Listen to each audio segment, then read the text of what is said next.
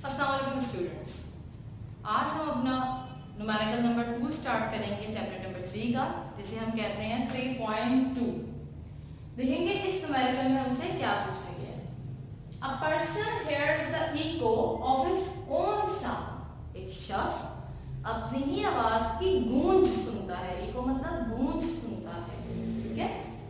From a distant hill. Distant मतलब एक बहुत दूर, होता है ना, तो इतना दूर, थोड़ा सा दूर, और एक चीज होती है बहुत दूर। उसके लिए हम इस्तेमाल करते हैं डिस्टेंट का वर्ड। डिस्टेंस, डिस्टेंट, डिस्टेंट हिल। हिल पहाड़ है। बहुत क्या था, उसे अपनी ही आवाज सुनाई दे रही थी। कहां से? फ्रॉम अ डिस्टेंट हिल। बहुत दूर कहीं पहाड़ियों से उसे अपनी ही आवाज की गूंज सुनाई दे रही थी। After 2 seconds. After 2 seconds, 2 second के बाद एक शख्स को अपनी ही आवाज की गूंज सुनाई दे रही थी, कहीं दूर पहाड़ियों से आती हुई 2 सेकंड के बाद। क्या मतलब 2 सेकंड के बाद? यकीनन उस शख्स ने किसी जगह पे खड़े होके, किसी ऊंची जगह पे, किसी एरिया पे खड़े होते हुए अपनी आवाज का नारा लगाया होगा, या किसी भी वर्ड को उसने चीख कर बोला होगा, ठीक है ना। उसने वो वर्ड चीख कर बोला होगा। तो जो भी चीज उसने बोली है, लाइक मैं बोलती हूँ, क्या कहते हैं, मिस समरा। तो मिस समरा अगर बोला है तो पहाड़ों में से उसने मैंने जब मिस समरा बोला तो मिस समरा की गूंज मुझे मेरे बोलने के ठीक 2 सेकंड के बाद सुनाई देती है। कहां से आती हुई? कहीं दूर पहाड़ियों में से आती हुई, ठीक है। इस पॉइंट पे जरा तवज्जो दीजिएगा। क्या बात कर रही हूँ मैं कह रही हूँ भाई, एक शख्स जो है वो यहाँ खड़ा हुआ है। कोई भी प्लेस हो सकती है, एक्स वाई सी। उसने यहाँ से अपना नाम क्या किया है? गूंजा है। उसने अपना नाम क्या करा? बहुत जोर से बोला। तो कहीं दूर पहाड़ियों में से उसे अपनी साउंड जो है वो वापस सुनाई दिया। कितनी देर में सुनाई दिया? 2 सेकेंड्स में। यहाँ उसने बोला, बोलने के ठीक 2 सेकंड के बाद पहाड़ियों में से उसे अपनी आवाज की गूंज जो है सुनाई देती है, ठीक है भाई। ये चीज हुई है, पहाड़ियों में से आवाज की गूंज जो है वो सुनाई दे रही है, ठीक है। आगे क्या बोला है? फर्दर कहते हैं, ठीक है, how far away is the person from the hill. जिन पहाड़ियों में से पर्सन को अपनी आवाज की गूंज आते हुए सुनाई दे रही है, वो पहाड़ियां उस शख्स से कितनी दूर होंगी, ये बताइए। अब ये कैसे बता सकते हैं? पता नहीं। हमें सिर्फ इतना पता है कि जो हमारी आवाज की गूंज है वो कितनी देर में हम तक आई है?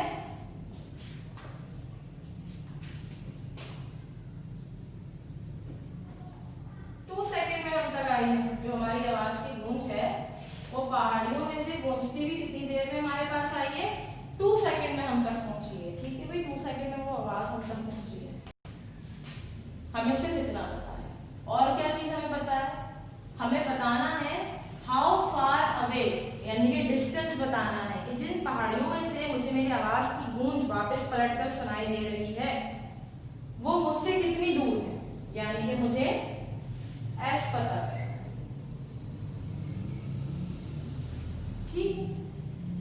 Next, if the speed of sound is 330 meter second inverse, या मीटर पर सेकेंड भी कह सकते हैं। और क्या चीज गिवन है? साउंड की स्पीड गिवन है, यानी कि वेलोसिटी गिवन है, जो कि क्या है? 330 मीटर सेकेंड इनवर्स। आप इसे, और you can say that meter per second भी कह सकते हैं। It's not a big issue. Paper में आपसे दोनों तरीकों से पूछा जा सकता है। जिस तरीके से आपसे पूछा जाए उसी तरीके में उसे सॉल्व कीजिएगा, ठीक है। हमें पता करना है डिस्टेंस। हमारे पास क्या है? टाइम गिवन है और वेलोसिटी गिवन है कि किस साउंड में उसने, किस स्पीड में हमें जो है किस स्पीड से साउंड ट्रेवल करता है। क्योंकि साउंड की जो स्पीड है ना वो कांस्टेंट होती है। साउंड की स्पीड कांस्टेंट स्पीड होती है। कांस्टेंट स्पीड सुनते ही मेरे ध्यान में कौन सा फॉर्मूला आया? पहला फॉर्मूला, क्योंकि ये फॉर्मूला कांस्टेंट स्पीड के लिए इस्तेमाल होता है। और जब मैंने अपने डाटा पे तवज्जो दी, जो चीजें मुझे गिवन है वो क्या है? टाइम और वेलोसिटी। हाँ, टाइम भी इसमें गिवन है, वेलोसिटी इसमें गिवन है। डिस्टेंस मुझसे पूछा गया है, ठीक है, मैं डिस्टेंस भी बता सकती हूँ। तो सिंपली मैंने फर्स्ट फॉर्मूला यूज किया, v is equal to s divided by t। अब मालूम यहाँ पर डिस्टेंस करना है, तो यहाँ पर हम डिस्टेंस को केरे छोड़ देते हैं, टी यहाँ डिवाइड हो रहा है तो इज इक्वल टू के अपोजिट साइड पर आगे क्या होगा, मल्टीप्लाई होगा। v multiply by t is equal to s, और यू कैन से, आप इसको इस तरह से भी लिख सकते हैं, s is equal to v multiply by t, ये भी लिखा जा सकता है। ठीक है, हमने इस फॉर्मूले की मदद से, इस फॉर्मूले का इस्तेमाल करते हुए अपने डेटा, अपने जो भी फॉर्मूला मिला है, अब वो फॉर्मूला जो हमने निकाला है, अपने डेटा को इस फॉर्मूला में पुट करके हम सॉल्व करेंगे। ठीक है, स्टार्ट करते हैं। एस अपनी जगह एज इट इज रहेगा, वेलोसिटी कितनी है 330, टाइम कितना है 2 सेकेंड्स। बट यहाँ पर एक कॉम्प्लेक्स चीज है, वो क्या है, अगर आप यहाँ पर 330 को 2 से मल्टीप्लाई करवा देते हैं तो आपका आंसर गलत आएगा। सवाल ये उठता है कि आंसर क्यों गलत आएगा, मिस मैं तो सही कर रहा हूँ, टाइम 2 सेकेंड, 2 सेकेंड में मेरी आवाज गूंज कर आई है, वेलोसिटी 330 मीटर पर सेकेंड, ये तो कांस्टेंट है, ये तो गलत हो ही नहीं सकती, सिंपली डिस्टेंस पता करना है। फॉर्मूला भी मैंने कांस्टेंट वेलोसिटी का इस्तेमाल किया है, उसे कन्वर्ट भी सही किया है, यहाँ वैल्यू भी सही पुट कर रही हूँ, ये कर रहा हूँ, तो फिर मेरा आंसर क्यों गलत आएगा, क्यों कह रही है मेरा आंसर गलत होगा, उसकी एक वजह है, वजह जानते हैं। अब वो वजह क्या है, वजह बड़ी इंटरेस्टिंग है। ठीक है, ये आपने सोचा नहीं होगा, पर इस तरह से भी सोचना पड़ता है। भाई वो शख्स या मैं या आप में से कोई जो यहाँ खड़ा हुआ है, पहाड़ियां यहाँ मौजूद हैं, लेट्स सपोज, ठीक है, आवाज की गूंज उसे आई उसके बोलने के 2 सेकंड के बाद। जब भी आपने बोला या मैंने बोला या शख्स ने बोला, जिस वक्त ही बोला, उसके बोलने के ठीक 2 सेकंड के बाद आवाज की गूंज मेरे कानों को वापस सुनाई देती है।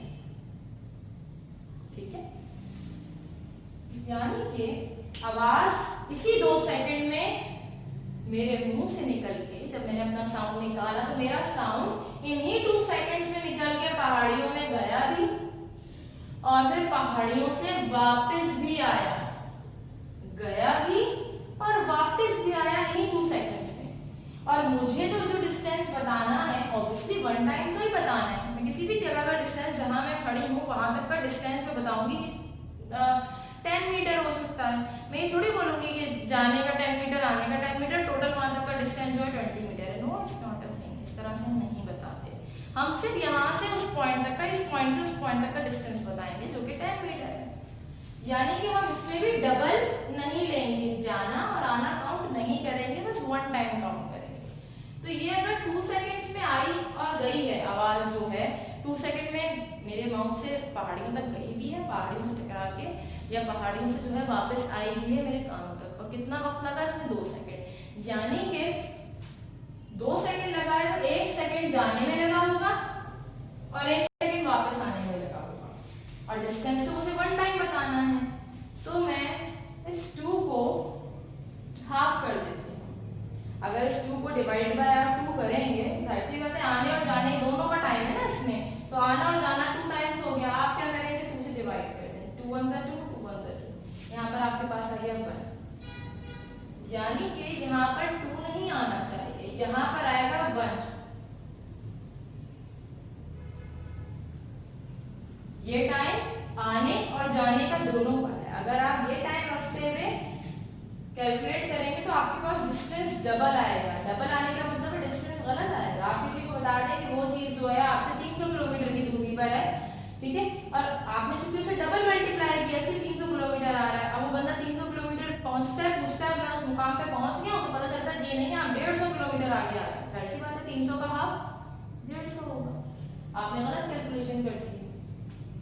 इसी की जगह अगर ये 3 सेकेंड्स में ट्रैवल हुआ होता तो आप 2 से डिवाइड करते, आपके पास आता 1.5, तो आपका टाइम होता 1.5। अगर इसी की जगह आप 4 से डिवाइड करते कि भाई 4 सेकंड में गूंज मुझे सुनाई दी, यानी कि 4 सेकंड में गई भी है और आई भी है, आप 2 से डिवाइड करें तो आपके पास आएगा 2 जवाब, 2 1 2 2 4, यानी कि 2 सेकंड में गई है और 2 सेकंड में आई है। तो हम सिर्फ एक टाइम देंगे, सिर्फ जाने का या आने एक टाइम ले लीजिए। हमने एक टाइम कंसीडर किया यहाँ पर, चूंकि 2 सेकंड था हमारे पास, तो यकीनन 2 का हाफ 1 होता है, हमने 1 कंसीडर किया यहाँ पर। अब बाकी ये चीजें सिंपली रिमूव। ये वो चीज थी जिसमें हम अगर फोकस ना करें तो हमारी पूरी कैलकुलेशन एक मामूली सी वक्त की वजह से क्या हो सकती है, खराब हो सकती है। 330 को 1 से मल्टीप्लाई करेंगे, 330 ही आपके पास जवाब आएगा। आपके पास डिस्टेंस का यूनिट होता है मीटर, तो हमें इसके थ्रू पता चल गया how far the person from the hill, 330 meter. Person 330 meter दूर था उस हिल से। वो शख्स, आप या मैं या वो, 330 मीटर क्या था, दूर था उस हिल से, जहां से उसे उसकी आवाज गूंज के वापस मिल रही थी। इस तरह से आप भी कहीं पर किसी तफरीही मुकामात पे जाएं पाकिस्तान टूर पे या नॉर्दर्न एरियाज में, और आपको कोई ऐसी जगह मिले जहाँ से आपको अपनी आवाज की गूंज पलटते मिलती है, तो आपकी बासानी इस फॉर्मूले को अप्लाई करते हुए, इस कैलकुलेशन को मद्देनजर रखते हुए आराम से उस जगह का डिस्टेंस मालूम कर सकते हैं उसी जगह पे खड़े रह के। ठीक है, this is very interesting question. I hope कि आपको अच्छी तरीके से समझ में आया होगा। इंशाल्लाह नेक्स्ट वीडियो में नेक्स्ट टॉपिक के साथ, नेक्स्ट क्वेश्चन के साथ मुलाकात होगी। जब तक आप इस क्वेश्चन की अच्छी तरीके से प्रैक्टिस कीजिएगा। और चूंकि मैंने ये चंद चीजें आपको एंड में कराई हैं, बट ये चीजें आपको डेटा में कर लेनी है। अगर हम कहीं फंसेंगे तो हम उस चीज को बेहतर तरीके से मेमोराइज कर पाएंगे, इसलिए मैंने एंड में आपको ये चीज बताई। वरना क्वेश्चन के शुरू में आपको ये चीज डेटा में मेंशन कर देनी होती है कि टाइम, टोटल टाइम 2 सेकंड है, ठीक है, बट वन वे का जो टाइम है, वन वे का जो टाइम है साउंड का, वन वे का जो टाइम है वो कितना है, 1 सेकंड है। ये आप अपने डेटा में मेंशन कर लीजिएगा।